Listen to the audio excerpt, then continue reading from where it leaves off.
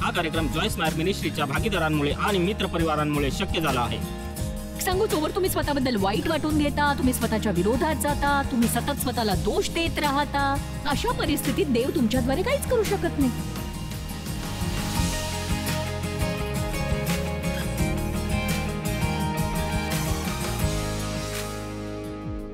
तुम्हाला दुसरं कुणी आवडत नसेल तर यात वावगं काही नाहीये. मी सुद्धा माझ्या पालकांच्या बायकोसारखं वागू पाहत होते. पुढे जाऊन तर मी हद्दच केली. मी हळू आवाजात बोलू लागले. अहो, खरोखर मी हे केलंय. मी हळू आवाजात बोलू लागले. मी खूप गोड बोलून पाहिलं. मी अशी धीम्या गतीने चालायचे, नाजूक पावलं.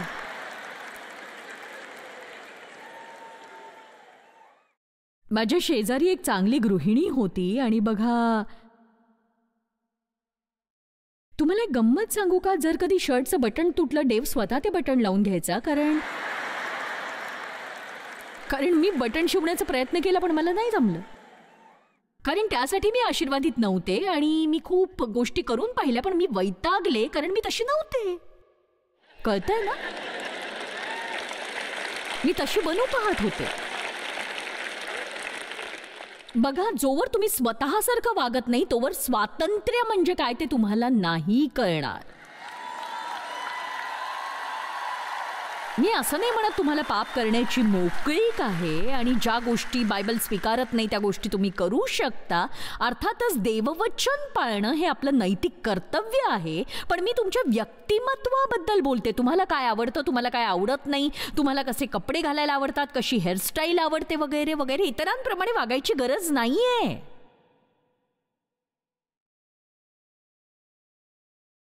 तुम्ही मला प्रामाणिकपणे सांगाल का की किती जणांना माझं बोलणं पटतंय? किती जण स्वतःचा तिरस्कार करतात? वा, तुम्ही खरंच प्रामाणिक आहात. आणि बघा ना, किती आश्चर्यजनक गोष्ट आहे. किती दयाळू आहे तो. येशूने तुम्हाला विकत घेतलंय. त्याने विचार केला की स्वतःचं रक्त देऊन विकत घ्यावं तुम्हाला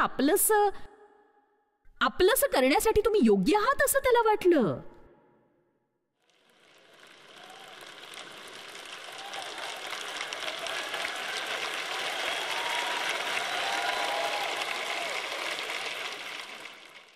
म्हणून मला असं वाटतं की जेव्हा तुम्ही इथून घरी जाल तेव्हा तुम्ही देवाकडे अशी प्रार्थना करावी की तुम्ही स्वतःच्या मुखातून स्वतःबद्दल एकही नकारात्मक शब्द काढणार नाही.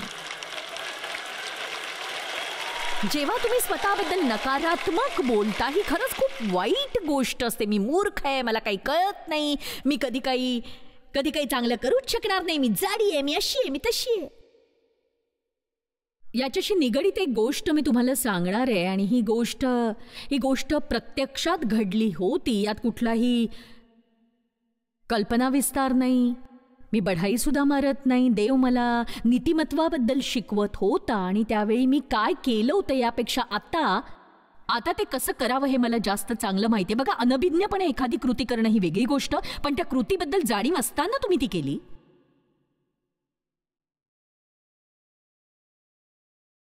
तर ती एक भयंकर चूक ठरते. जेव्हा तुम्हाला काही माहीत नसतं तेव्हा देव तुमच्यावर विशेष कृपा करतो, पण जेव्हा तुम्ही ज्ञानी असता तेव्हा तुम्ही जे करता त्यासाठी तुम्ही स्वतः जबाबदार आहात. तुम्ही घरी गेल्यावर तुम्ही इथे येण्यापूर्वी जे केलं होतं त्यापेक्षा जास्त तुम्हाला मिळणार नाही. तुम्हाला वाटलं असेल की इथे तुमचं मनोरंजन होईल, पण बघा, जेव्हा तुम्ही घरी जाल देवाप्रती तुमची जबाबदारी वाढलेली असेल. पुढे काय घडेल हे तुम्हाला माहीत असेलच. सैतान तुमची परीक्षा घेईल, तो तुम्हाला त्रास देईल. ऐकताय ना मी काय म्हणते ते? तर बघा, मी एका बाळाची आई झाले तेव्हाची गोष्ट आहे. ते बाळ आता डिसेंबरला 40 वर्षांचं होईल. म्हणजे कल्पना करा गोष्ट किती जुनी आहे ते. देव मला शिकवत होता. आता मी जे तुम्हाला शिकवू पाहते ते देव मला त्या काळी शिकवत होता. काही लोकांना हे माहीत असेल, काही लोकांना नसेल. ज्यांना हे आधीच माहीत आहे त्यांनी हे पुन्हा ऐकलं पाहिजे. मलाही हे नियम लागू आहेत. तर त्या दिवशी मी आणि देव वाद घालत होतो मी किचनमध्ये टेबलवर होते आणि माझ्या बाळाला भरवत होते मी, आणि आम्ही भांडत होतो. तो म्हणत होता की ही माझीच चूक आहे. मला ते मान्य नव्हतं. कदाचित चूक माझी होती, पण मी ती चूक मान्य करत नव्हते. आणि जेव्हा तो कामावर निघून गेला, मी तिथेच बसले होते आणि मी माझ्या बाळाला भरवत होते आणि जोराने मी म्हणत होते की बरोबर आहे, माझीच चूक आहे, मी कुठलीच गोष्ट व्यवस्थित करू शकत नाही, मी गडबड करते, मी मूर्ख आहे,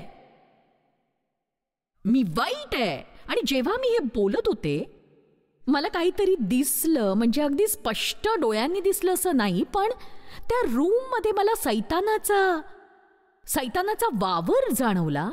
आणि मला लगेचच देवाची आठवण झाली आणि मी वेगाने आणि जोरात म्हणू लागले की मी ख्रिस्तामध्ये देवाचं नीतिमत्व आहे, मी ख्रिस्तामध्ये देवाचं नीतिमत्व आहे, मी ख्रिस्तामध्ये देवाचं नीतिमत्व आहे. आणि जसजसं मी हे म्हणत होते तसतसा तो सैतान मागे जाऊ लागला आणि रूमच्या बाहेर निघून गेला. आपण वचनाबद्दल गांभीर्याने विचार करायला हवा. आपण हा संदेश नेहमीच ऐकतो की जीवेच्या हाती मृत्यू आणि जीवन दोन्ही आहे, आणि ज्यांना बोलायला आवडतं त्यांनी आपल्या बोलण्याचा काय परिणाम होऊ शकतो त्याचाही विचार करावा. कारण आपण स्वतःबद्दल, आपल्या भविष्याबद्दल, आपल्या आयुष्याबद्दल, आपल्या कुटुंबाबद्दल वाह्यात गोष्टी बोलून सैतानासाठी दरवाजा उघडत असतो. जेव्हा तुम्ही घरी जाल तेव्हा देवाने तुमच्याबद्दल काय म्हटलंय ते बोलायला लागा. सैतान तुमच्या कानात काय कुजबुजलाय ते बोलू नका. तुम्ही मूर्ख नाही आहात, तुम्ही खोलचट नाही आहात, तुम्ही अपयशी नाही आहात, तुम्हाला दान मिळालेलं आहे, तुमच्याकडे कलागुण आहेत, तुम्हाला देवाने दिलेलं दान आहे, देवाचं तुमच्यावर प्रेम आहे, देव तुमच्यासाठीच आहे. कळतंय ना? म्हणजे जेव्हा तुम्हाला कळतं की देवदूत तुमच्या सोबत आहेत. एकदा मी फिनिक्समध्ये शिकवत होते तेव्हा एक बाई माझ्या जवळ आली आणि ती मला अगदी उत्साहाने सांगायला लागली की ती म्हणाली की माझा नवरा काही विश्वासणारा नाही, खरं तर तो इथे कधीच आला नसता, पण त्याचं माझ्यावर खूप प्रेम आहे, त्याने इथे येऊन मला सरप्राईज दिलं आणि माझ्या वाढदिवशी तो मला इथे घेऊन आला आणि तो स्वतः माझ्यासोबत या कॉन्फरन्समध्ये हजर राहिला. आणि ती म्हणाली की एका सेशनमध्ये मी पाहिलं तो अगदी आकंठून रडत होता. मी त्याला विचारलं की अरे काय झालं तुला? तो म्हणाला तुला ते दिसत नाहीयेत, तुला ते दिसत नाहीयेत का? तो म्हणाला ते बघ सगळे पांढऱ्या वस्त्रातले ते पांढऱ्या वस्त्रातले ते बघ ना, ते लोक जे जॉय सोबत उभे आहेत तिथे, ते सगळे चर्च मधले गायक आहेत का? कोण आहेत ते? आणि बघा त्याने काय पाहिलं होतं तर जेव्हा मी माझ्या खुर्चीवरून उठले आणि मी माझं बायबल घेऊन चालत या स्टँड जवळ आले तेव्हा त्याला माझ्या भोवती अर्धवर्तुळ करून पांढरी वस्त्र घातलेल्या काही अशा आकृत्या दिसल्या. आणि बघा तो विश्वासणारा नव्हता. तो म्हणाला जेव्हा तिने बोलायला मुख उघडलं आणि तिने बायबल वर धरलं तेव्हा त्या माणसांनी आपल्या तलवारी काढल्या आणि अशा प्रकारे छत्र धरलं तिच्यावर.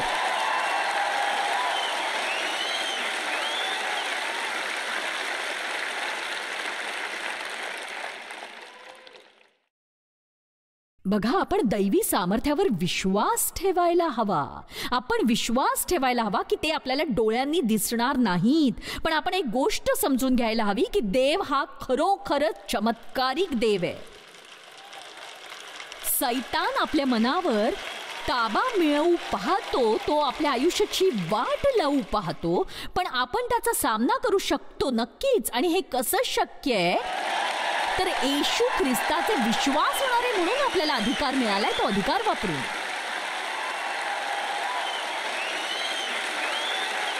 तुम्हाला एक सामान्य जीवन जगण्याची गरज नाही, कारण तुम्ही सामान्य व्यक्ती नाही आहात. तुमच्याकडे अलौकिक कृपादानं आहेत. आत्मे ओळखण्याची, भविष्य सांगण्याची, अन्य भाषेत बोलण्याची सुद्धा. तू असं नको म्हणूस की तू अन्य भाषा बोलतेस. हो, मी अन्य भाषा बोलते, मला त्याचा अभिमान आहे. ठीक ठीक आहे, मला तुझ्याबद्दल हे नव्हतं माहिती, माझा विश्वास बसत नाही तू अन्य भाषा बोलतेस यावर. बघा, सध्या जगात हा असा मूर्खपणा सुरू आहे. जर तुम्हाला अन्य भाषा बोलायच्या नसतील तर ठीक आहे, माझी हरकत नाही, मी तुमच्यावर रागावलेली नाही, पण मी आध्यात्मिक व्यक्ती आहे आणि देव मला जे देऊ शकतो ते सगळं मला हवंय. बघा, जर तुम्हाला पवित्र आत्म्याद्वारे भारावून जाणं आणि त्याच्या देणगीबद्दल माहीत नसेल तर तुम्ही त्याबद्दल जाणून घ्यायला हवं आणि एकांतात देवाशी संवाद साधायला हवा. जे माझ्याकडे नाही पण ते मिळवण्याची माझी योग्यता आहे, ते मला हवंय, ते मला हवंच आहे. पवित्र आत्म्याद्वारे मला भारावून जायचंय. आज ज्या प्रकारे मी मूर्खासारखी जगते त्याचा त्याग करण्यासाठी मला देणग्या दे, मला विजयी कर, मला सामर्थ्य दे. आणि जर तुम्हाला कळत नसेल मी कशाबद्दल बोलते तरी हरकत नाही, कारण तुम्ही जर देवासाठी वेडे झाला असाल तर तो तुम्हाला नक्कीच भेटेल याची मला खात्री आहे. आमेन. 70च्या दशकात मला यशस्वी होण्याच्या वेडाने झपाटलं होतं आणि मी दर आठवड्याला चर्चमध्ये जात होते. माझ्या आयुष्यात काहीच बदल घडत नव्हता म्हणून मी कंटाळले होते. मी म्हटलं, देवा, काहीतरी चुकल्यासारखं वाटतंय मला. हो की नाही? तुमच्या बाबतीतही असं घडतं की नाही? तुम्ही सुद्धा हा प्रश्न विचारता ना. तुम्हाला चर्चच्या मोठ्या पुनरुत्थानाची प्रतीक्षा करायची गरज नाही. तुम्ही स्वतःचं पुनरुत्थान घडवू शकता. फक्त धाडस करा, रोज प्रार्थना करा की देवा मला पवित्र आत्म्याने भारून टाक, मला पवित्र आत्म्याने भारून टाक, मला पवित्र आत्म्याच्या दैवी देणग्या दे. तुझ्या सत्कार्यासाठी माझा उपयोग करून घे देवा. आणि हे मागताना चलबिचल होऊ देऊ नका, तर स्वतःवर ठाम राहा अगदी.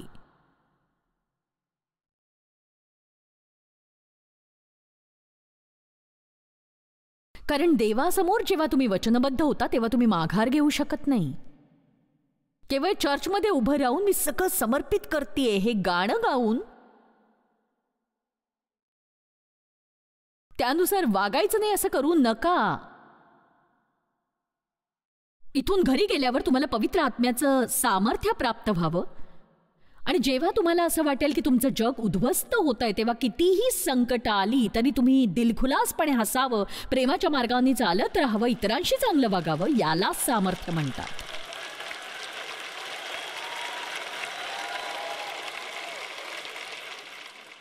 आता मी तुम्हाला एक गोष्ट सांगणार आहे. ही गोष्ट यहोशवामध्ये आहे. यहोशवा अध्याय 5. इस्रायलचे लोक इजिप्तमधून बाहेर पडले. जवळजवळ 6 लाख किंवा देवाने त्यांना वचनदत्त भूमीमध्ये सोप्या मार्गावरून नेलं नाही. आणि बायबलमध्ये यामागचं कारणही दिलेलं आहे, कारण ते युद्धासाठी तयार नव्हते. आता याचा अर्थ काय होतो?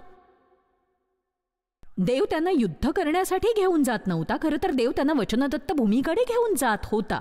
भूमीवर ताबा मिळवणे. देव म्हणाला की आता पुढे जाऊन भूमीवर ताबा मिळवण्याची वेळ आली. या शब्दाचा अर्थ काय? तर पदावर असलेल्यांना निष्कासित करावं लागतं. आणि मग त्या सर्व लक्षावधी लोकांमधून केवळ, मला आश्चर्य वाटतं, केवळ 2 जण, फक्त 2 जण, बघा, फक्त 2 जण तिथून बाहेर पडले आणि यार्देन ओलांडून ते वचनदत्त भूमीमध्ये पोहोचले. आणि ते होते यहोशवा आणि कालेब. इतर सगळेजण बाहेर पडले, पण अरण्यामध्ये त्यांचा मृत्यू झाला. आता बघा, अरण्यात काही जणांचा जन्म झाला. ते यहोशवा आणि कालेब सोबत वचनदत्त भूमीमध्ये पोहोचले. पण हा 11 दिवसांचा प्रवास करण्यासाठी त्यांना 40 वर्ष लागली. तुमच्या बाबतीत घडलंय का असं? आम्ही गेली 20 वर्ष तारले गेलो आहोत. माझ्या बाबतीत 20 वर्षांपेक्षा जास्त असेल. पण तुमच्या बाबतीत नाही घडलं हे, कारण तुम्ही त्या पर्वताभोवती गोल फेऱ्या मारत बसला आहात. या पर्वतापासून सुटका मिळावी अशी प्रार्थना तुम्ही देवाकडे करता. मूर्खासारखं वागता. असं करू नका. देवाच्या दृष्टिकोनातून सुटका मिळवण्याचा एकच मार्ग आहे, सामना करा. हो, एखाद्या गोष्टीपासून लांब पळून तुम्हाला सामर्थ्य मिळत नाही, त्या गोष्टीचा सामना करा आणि मग तुम्हाला त्यावर विजय मिळवल्याचा अनुभव येईल. आणि समजा जर पुढे संकट आलं तर त्या संकटाशी लढण्यास तुम्ही सामर्थ्यवान असाल.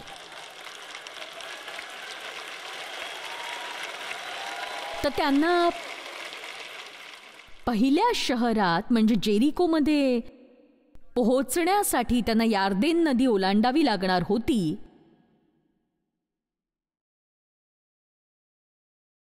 आणि जोवर त्यांनी यार्देनमध्ये पाय ठेवले नाहीत, ते नदी ओलांडू शकले नाहीत, जोवर तुम्ही तुमचं पाऊल उचलणार नाही तोवर समुद्र देवता तुम्हाला मदत करू शकणार नाही. आपल्याभोवती असे बरेच लोक असतात ज्यांना पुढे पाऊलच उचलायचं नसतं. त्यांना एके ठिकाणी थांबून ती गोष्ट चांगली आहे की वाईट आहे याची खात्री करायची असते. आता बघा, जेव्हा मी माझी नोकरी सोडली, मी देवाला म्हटलं मला पूर्णवेळ सेवा कार्य करायचंय. आमच्याकडे दर महिन्याचे बिल्स भरायलाही पैसे नव्हते, तरी मला असं वाटलं की मी देवाचा आदेश पाळतीये. आणि एक सांगू, देवाने आम्हाला कधीच निराश केलं नाही. आणि जेव्हा मी मागे वळून पाहते, माझ्या आयुष्यातील काही कठोर प्रसंग आठवते, पण आता जेव्हा मी मागे पाहते मला वाटतं ते माझ्या आयुष्यातले अनमोल प्रसंग होते. कारण त्या प्रसंगांमधून मी शिकले की देवाला आपला विश्वास हवा असतो.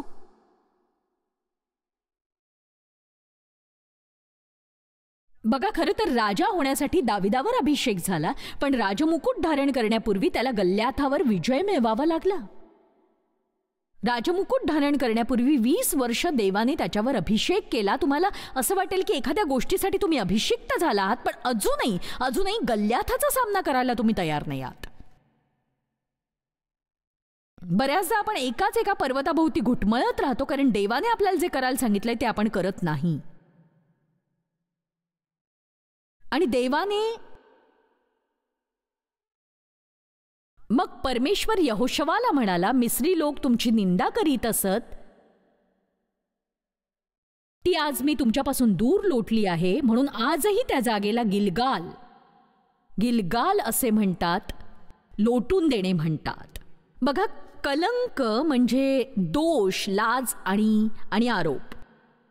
पण इथे चक्क असा संदेश आहे, कारण त्याला असं म्हणायचं की जर तुम्हाला त्या भूमीवर ताबा मिळवायचा असेल तर त्या भूमीवर तुम्हाला विजय मिळवायचा आहे जिथे शत्रू आहेत. म्हणून तुम्हाला तुमच्या भूमीतून त्यांना हाकलून लावायचं आहे, पण तोवर ते लढणार नाहीत. आता ऐका, तोपर्यंत ते शत्रूशी लढणार नाही जोवर त्यांना कळणार नाही की ते दोषी नव्हते किंवा लज्जित नव्हते किंवा ते आरोपीही नव्हते आणि अपराधीही नव्हते. युद्ध जिंकण्यापूर्वी ते कोण होते हे त्यांना कळायला हवं. कळतंय ना तुम्हाला? मला माहित नाही तुम्हाला कळतंय की नाही ते, पण मी ही मोठी स्वप्न पाहिली होती. पण आज मी तुम्हाला एक सांगेन, जर मी पुढचं वाक्य मनापासून लाखो वेळा म्हटलं नसतं, ते वाक्य म्हणजे मी ख्रिस्तात देवाचं नीतिमत्व आहे. कारण तो काळ खूप कठोर होता हो. म्हणजे मला चांगलं वाटायचंच नाही जर मला माझ्याबद्दल वाईट वाटलं नाही तर. म्हणजे 40-50 वर्ष मी स्वतःला दोष देत राहिले होते. मग कशी थांबले मी? देव मला म्हणाला, जर तुझी हरकत नसेल तर तू या विचारातून बाहेर पडशील, कारण मला तुझी आणि तुझ्या प्रामाणिकपणाची गरज आहे. बघा, जोवर तुम्ही स्वतःबद्दल वाईट विचार करत राहता, स्वतःच्या विरोधात जाता, सतत स्वतःत काहीतरी चुकीचं असल्याचं जाणवतं, तोवर देव तुमच्याद्वारे काहीच करू शकत नाही.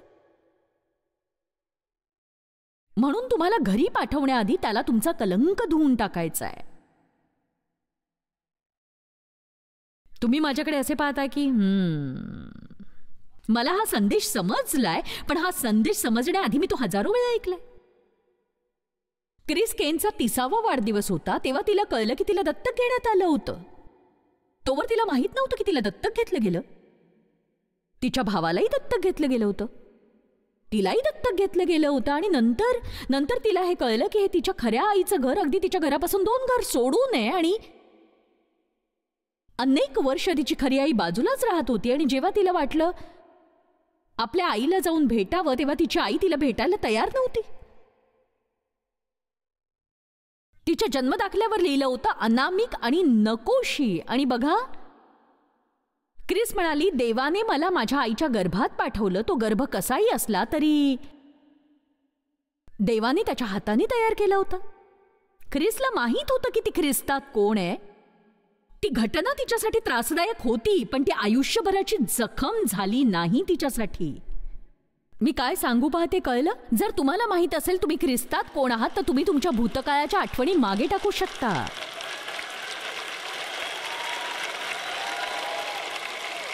मला इथे उभं राहून हे सांगताना त्रास होत नाही की माझ्या वडिलांनी माझ्यावर बलात्कार केला. मी टीनेज होईपर्यंत 200 वेळा बलात्कार केला.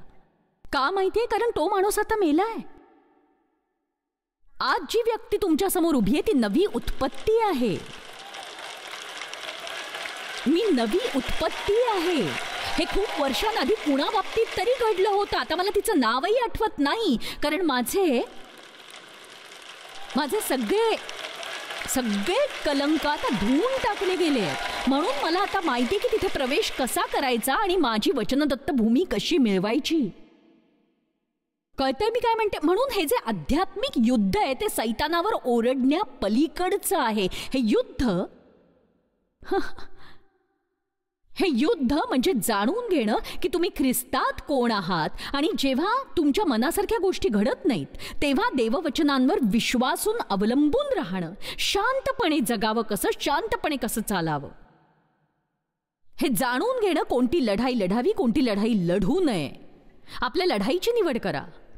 चला आता मी माझ्या मुखातून स्वतःविषयी एकही वाईट शब्द काढणार नाही. हे शिकणं. आणि बघा, स्वतःबद्दल वाईट विचार करून मला खूप वर्ष झाली आहेत आणि मी प्रार्थना करते माझ्याकडून पुन्हा ही चूक होऊ नये म्हणून देवाने कृपा करावी, कारण ती चूक भयंकर त्रासदायक असते.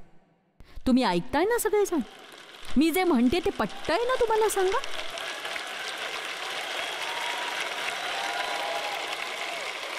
मला माहिती आहे की माझ्या वाईट भूतकाळाबद्दल तुम्ही इथे बसून ऐकताय. काही लोक मला टीव्हीवर किंवा इतर माध्यमातून ऐकणार आहेत, याची जाणीव आहे मला. पण बघा, तुमचा भूतकाळ तुमच्या समोर असतो आणि तुम्हाला माहीत नसतं तुम्ही ख्रिस्तात कोण आहात. आणि योग्य प्रकारे वागून मिळणारी योग्यता आणि देवाची देणगी असलेलं नीतिमत्व यामध्ये खरंच खूप फरक आहे, कारण नीतिमत्वात ख्रिस्ताची कृपा असते. 2 कोरिंथ अध्याय 5:17. म्हणून जर कोणी ख्रिस्ताच्या ठायी असेल तर तो नवी उत्पत्ती आहे. जुने ते होऊन गेले, पहा ते नवे झाले आहे. मी तुम्हाला असं म्हणेन की तुम्ही आध्यात्मिक माती व्हा आणि मग देव तुम्हाला आकार देईल. जसा कुंभार मातीला आकार देतो अगदी तसा. उठ, कुंभाराच्या घरी जा, तेथे मी तुला आपली वचने ऐकवीन. मी कुंभाराच्या घरी गेलो तो चाकावर काम करीत होता. कुंभार मातीचे पात्र घडीत होता. ते त्याच्या हाती असताच बिघडून गेले. मग त्याला पाहिजे तसे त्याने दुसरे पात्र घडिले.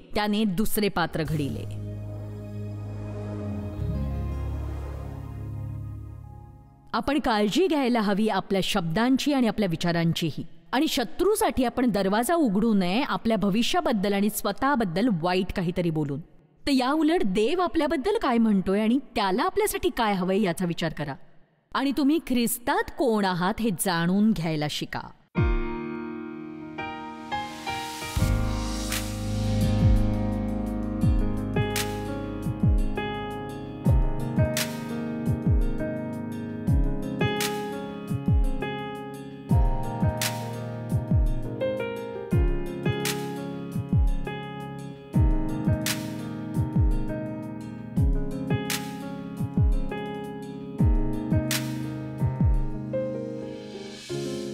हा कार्यक्रम जॉयस मायर मिनिस्ट्रीच्या भागीदारांमुळे आणि मित्रपरिवारांमुळे शक्य झाला आहे.